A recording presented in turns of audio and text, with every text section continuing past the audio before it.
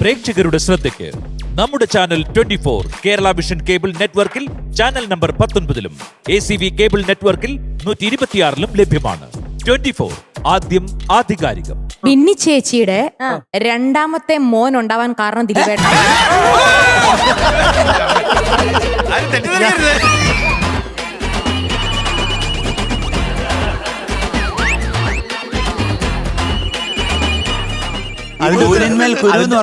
അതിന്റെ ഉത്തരവാദി ഞാനൊന്ന് പറഞ്ഞോട്ടെ. നമ്മള് പലയിടത്ത് രണ്ടു മൂന്ന് സ്ഥലത്ത് കണ്ടിട്ടുണ്ട്.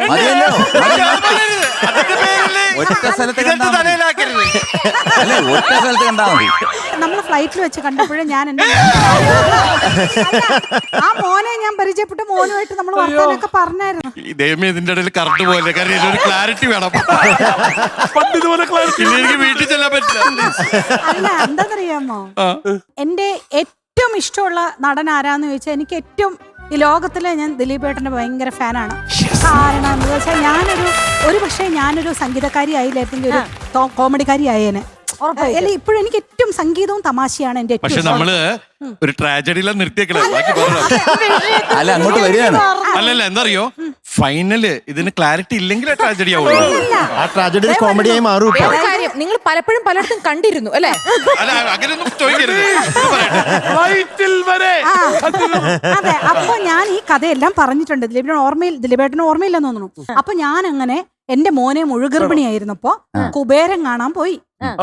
കുബേരൻ കണ്ടോണ്ട് തുടക്കം തൊട്ട് ഒടുക്കം വരെ ഞാൻ ആ തിയേറ്റർ അങ്ങ് അടിച്ചു പൊളിച്ചു ചിരിച്ച് ചിരിച്ച് ചിരിച്ച് ചിരിച്ച് ചിരിച്ച്.